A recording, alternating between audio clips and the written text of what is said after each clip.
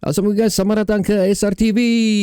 Aku masih dalam mood kejuaraan sekarang ni. Kejuaraan MFL Challenge Cup. Berapa? 2 hari berlalu sudah. Dan aku juga pada video sebelum ni, terakhir aku ada mengatakan aku akan berjanji untuk membuat review mengenai perlawanan ni. Membincangkan prestasi Sabah FC. Bagaimana di atas kesusahan tersebut. Tapi at the end of the whistle, penentuan sepakan penalti, kita berjaya untuk membawa for the first time piala cabaran ke tanah Borneo dan ianya milik kita sekarang ni lah. Tapi fikir kan aku rasa macam this is not a really a good time still for me untuk membincangkan benda-benda yang kurang memberi impact dan juga negatif dari segi persembahan player atas perlawanan tempoh hari. Bukan apalah, pasal aku masih mau celebrate dan appreciate apa yang mereka perjuangkan di Challenge Cup ni, perjalanan kita. Despite sekali lagi persembahan kita di saingan Liga Super tanggal ke-10 sekarang ni, ada 4 ke 5 perlawanan lagi yang perlu kita lalui. Dan aku tidak mau macam menjatuhkan, of course kalau aku cakap menjatuhkan moral player, tidak sama sekali.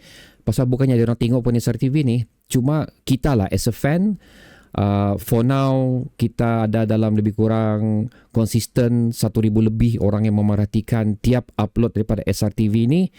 Dan aku tidak mau menjatuhkan semangat ke semua viewers tersebut lah, lebih kurang macam tu. Jangan risau, aku sedar, aku baca semua komen-komen kamu, apa yang kamu perhatikan dalam perlawanan tersebut. Ada banyak benda yang cukup relevan anda perkatakan di persembahan Sabah FC tu yang kemungkinan besar kita tidak akan mendapat result apa yang kita miliki hasil daripada persembahan yang mereka lakukan. So aku minta maaf sekiranya anda ingin mendengar benda-benda tersebut, tapi sekali lagi aku rasa this is not a good time untuk bagi those kind of review lah tentang persembahan Sabah FC. So aku membuat keputusan, why not kita sentuh dulu benda-benda yang positif hasil daripada perlawanan tersebut, dan kita akan bincang lah secara menyeluruh mengenai persembahan prestasi Sabah FC, apa yang berlaku di Sabah FC di sepanjang Liga Super ni apabila berakhirnya saingan Liga Super. Lebih kurang begitulah. It's hard for me to do this sebenarnya, pasal aku sememangnya ingin untuk berdiskus dengan anda semua tentang apa yang tidak enak dipandang lah pada perlawanan tersebut. Sebenarnya aku memang ingin lakukan sedemikian. Cuma sekali lagi, I do think this is not a good time untuk kita bercerita mengenai benda tu. Lebih kurang. Pasal we as a fan, we need this moral support for us. InsyaAllah kalau mana-mana Sabah FC, tim Sabah FC melihat video ni, aku mau benda ni menjadi membantu mereka meneruskan momentum mereka untuk beberapa saki-baki perlawanan ni. Lebih kurang itu yang aku inginkan lah. Walaupun aku tidak akan letakkan really big hope yang mereka akan memerhatikan channel ni. Tapi my target is audience SRTV, community SRTV ni. That is my target lah sekarang ni. Okay guys, sebenarnya kita tahu Penang dan juga Sabah FC pada perlawanan ni adalah merupakan tim yang berada tanggal ke-9 untuk Penang dan 10 untuk Sabah FC. Perbezaan gol dan juga bolos memang agak sama lah. So membuktikan kedua pasukan ni mempunyai bilang orang kemampuan yang hampir serupa sebenarnya untuk menuju ke perlawanan ni. Tapi unfortunately bagi Penang, Sabah memiliki advantage selaku tuan rumah pada round kedua, di mana bagi aku sepatutnya kalau Penang ingin menjuarai perlawanan ni, they should kill the game at round 1. Suatu mereka beraksi di stadium Bandaraya. Itu sebenarnya untuk Penang lah. Pasal bagi aku Penang memang is a good team guys. There's a few player daripada mereka memang aku minat, dan it's a 50-50 match lah sebenarnya untuk kedua-dua pasukan ni. Jadi dengan membenarkanlah Sabah FC mengikat mereka di Stadium Bandaraya, membuatkan Sabah dapat mengembalikan diorang punya chances lah, dan ianya telah dilunaskan di hadapan 20,000 lebih penyokong, dan aku adalah salah satunya dalam stadium tu yang menyaksikan perlawanan ni. So aku understand the way Juan Iraro mencongak perlawanan ni di mana kalau aku tengok di atas padang tu dia begini. Dia apabila dia mau buat attacking, dia akan buat 3 defensive line. Apabila dia rasa Penang telah memiliki tempo permainan, telah start mengawal bola, dia akan buat 4 defensive line. So basically Juan Guerrero ni dia ada idea, dia ada dia punya congakan, dia tahu macam mana permainan ni perlu dijalankan based on kekuatan Penang dan based on kekuatan dia sendiri. For me, if you're talking about kekuatan Sabah FC, still midfield striker kita tidak berada di tahap yang kita inginkan. Tapi I'm thankful enough yang si Denningham, Dominic Tan dan juga Gaby ada diturunkan dalam perlawanan tersebut dan diletakkan as a starting 11, pasal this is very crucial untuk meletakkan mereka as a starting 11. Dan ianya begitu membuah hasil lah kepada kita, di mana dari segi bertahan kita memang cukup bagus. Aku tahu ramai yang bising macam, oh kenapa ni main di bawah ni, balik-balik passing belakang. Aku sendiri pun geram sebenarnya. Tapi when you think about it, kekuatan Sabah FC sekarang ni adalah defensive line kita. So bermain dan meletakkan tanggungjawab defender kita as a ball playing defender adalah merupakan satu taktikal yang cukup bijak daripada Juan Guerrero. Kalau kita mau letakkan Sabah park the bus, bagi aku tidak, pasal kita punya defensive line hampir kesemuanya berada di dalam satu line yang cukup tinggi. Dia memberikan ruang compact untuk Penang sebenarnya. Itu yang aku saksikanlah pada perlawanan ini. Dalam masa yang sama kita bertahan, tapi bertahan dengan cara yang berani lah, bukan bertahan dengan cara untuk meresap serangan daripada Penang. Bukan begitu yang aku perhatikan. Again, of course this is not a kind of play yang kita mau saksikan sebenarnya, tapi again berdasarkan kekuatan pasukan kita ni, bagi aku is a good decision daripada Juan Guerrero lah. Lagipun kalau kamu tengok di full time punya, aku lupa di mana aku nampak tu, penguasaan bola kita memang tinggi tau. 60+% jika dibandingkan dengan Penang sebenarnya, hasil daripada full time perlawanan tersebut. Bermakna walaupun kita tidak begitu macam banyak mengganggu gugat Penang punya gawang, tapi still dari segi ball possession, dari segi apa yang kita cuba lakukan, kita masih mampu untuk melaksanakannya di atas padang lah. Clear cut chance sebenarnya memang lebih kepada Sabah FC juga. Jeffrey Chu pun ada a few chances, 2 kalau aku tak silap. Tapi macam satu dia tidak sempurnakan dengan bagus, kedua dia lambat sampai.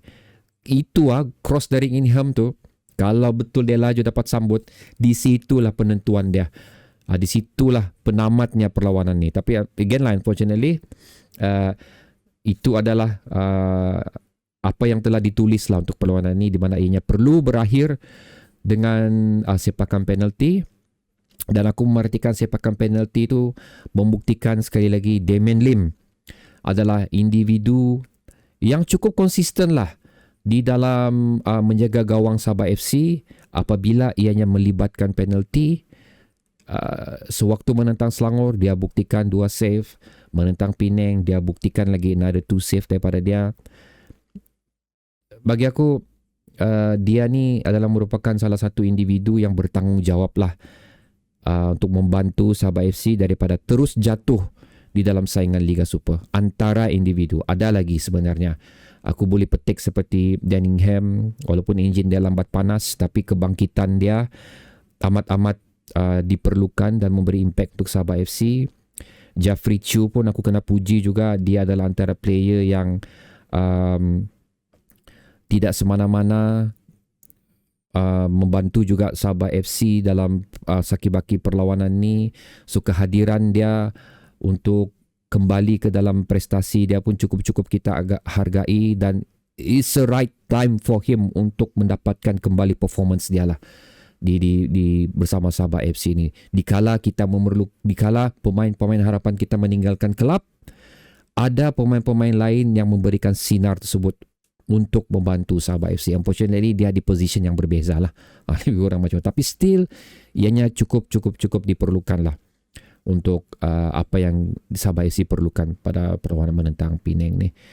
Siapa lagi ya? Danny Ham, Jeffrey Chu, Damien Lim pun hampir melakukan kesilapan yang pernah beliau lakukan pada perlawanan sebelum ni. Tapi nasib baik Gaby berjaya potong bola tu. Itu pun kalau ndak, confirm. Kalau itu pun gol, memang aku rasa itu dia punya killer goal lah untuk Sabah FC. Cuma aku rasakan macam Gaby sudah agak apa yang Damien akan lakukan. Dia standby untuk mencantas bola tersebut sekiranya Damien Lim gagal untuk mendapatkan bola tersebut. Actually memang dia gagal lah dapatkan bola tersebut sebenarnya. Tapi kalau aku nampak sana macam ada Dominic sama Gaby. Macam dia orang ready sudah macam okay. Dia ni kalau dia sudah maju ni mungkin terlepas, so I have to be in the right position. So itu yang chemistry yang wujud lah di antara mereka bertiga ni, Damien, Dominic dan juga Gaby. That's why kenapa bola tu boleh diselamatkan. Kalau tidak aku rasa nyayah kita guys dalam perlawanan tu. Sorry guys, aku lupa pula sebut dua individu ni, Fakrul dan juga Farhan Roslan. So aku mulakan dengan Farhan Roslan dulu. Dia ni bagi aku okay lah, that's it. Memang itulah kepentingan Farhan Roslan. Dia bukan as a starting 11 player, tapi dia lah impact sub player yang sentiasa memberi impact yang positif apabila dia dimasukkan as a sub. Dan ia terbukti, dia pun antara individu yang banyak bertanggungjawab lah untuk memegang bola dan seterusnya cuba untuk melarikan bola tersebut ke kawasan yang lebih selamat agar Sabah FC mempunyai chances untuk menggerakkan bola tersebut, memberi peluang kepada pemain-pemain lain lah. Dan kerajinan dia pun aku kena puji juga. Dia adalah player yang bertanggungjawab untuk memastikan piala tu milik kita apabila berjaya menyempurnakan penalti terakhir pada perlawanan tersebut. Dan untuk Fakrul guys, kita tak boleh sudahlah tidak pandang Fakrul ni. He's the only player, sub player selain daripada Farhan yang aku sering memberi reaksi positif dan memandang beliau adalah antara player Sabah FC yang perlu diberi peluang dan perlu dipertengahkan lah dalam perlawanan yang akan datang. Aku suka tengok dia ni. Dia, Farhan, bertubuh kecil, berketinggian dalam 165 cm macam tu. Tapi kecil-kecil mereka tu pun kita nampak dia orang di atas padang guys. Kita nampak impact dia orang di atas padang. Kita nampak keberanian, kerajinan mereka di atas padang. Dia orang ni, jika dibandingkan dengan pemain lain, dia orang ni berani ambil bola, berani minta bola. Lepas tu berani juga untuk membawa bola tu ke tempat yang sepatutnya lah, lebih kurang macam tu. So that is why dua player ni bagi aku, minta maaf aku terlupa dua player ni, tapi ianya perlu di-mention dalam video ni kerana tanpa kehadirnya dua player ni ianya boleh memberikan momentum kembali kepada Penang, tapi hasil daripada kemasukan mereka ni mereka berjaya mengawal pasukan Penang tu daripada cuba untuk mendominasi perlawanan di perlawanan final tempoh hari lah. Okay, kembali kepada video asal. Apa lagi yang aku ingin sentuhkan di sini? Aku tahu macam aku cakap tadi, ada beberapa player yang tidak berada pada prestasi yang kita harapkan, tapi again aku tidak mau sentuh benda tu. Pasal again, although hari kedua, so aku rasa tak salah untuk kita terus celebrate lah benda tu. Kita appreciate apa yang mereka lakukan. Tapi walau macam mana pun aku tetap akan berjanji untuk memberi pandangan aku tentang kelemahan Sabah FC apabila berakhirnya saingan Liga Super ni, ataupun mungkin pada video-video yang akan datang lah untuk beberapa sakit-baki perlawanan Sabah FC ni. Cuma this match bagi aku kita perlu protect kemenangan ni tanpa memberikan sebarang benda-benda yang negatif. Lebih kurang macam tu. Although I want to, bukan aku tidak mahu, aku mahu sebenarnya, tapi kemenangan ni bagi aku perlu kita protect lah. Lebih kurang macam tu. Jangan diberikan apa-apa benda-benda yang negatif. So aku sekali lagi minta maaf bagi anda yang ingin mendengarkan benda-benda tersebut. Bukannya aku tidak mahu, aku mahu sebenarnya, tapi seperti yang aku katakan sebentar tadi, we need to protect this win lah. This championship kebanggaan ni lah, lebih kurang macam tu. Kita kena jaga benda ni pasal ianya jarang sekali berlaku. Sebenarnya aku katakan 4 tahun aku buat SRTV ni, tahun keempat baru aku dapat merasakan kemanisan benda ni. So okay guys, itu pendapat aku. So again, aku tidak akan sentuh semua pasal aku sentiasa memberikan peluang untuk anda pula memberikan pendapat anda mengenai perlawanan ni. Aku tak boleh halang apa yang kamu mau letak, itu terpulang kepada anda, tapi aku mengharapkan benda-benda yang positif lah daripada apa yang anda letakkan sebentar lagi di ruang komentar di bawah. So bertemu lagi perlawanan seterusnya guys, di mana kita akan menentang apa ini? Kita akan menentang Melaka esok hari 8.15 malam, perlawanan away untuk kita. That's why aku rasa benda ni perlu diprotek kerana perlawanan Melaka ni cukup penting untuk kita mengekalkan kedudukan kita agar kita tidak jatuh ke bawah lagi, lebih kurang macam tu. Bertemu lagi video seterusnya. Assalamualaikum.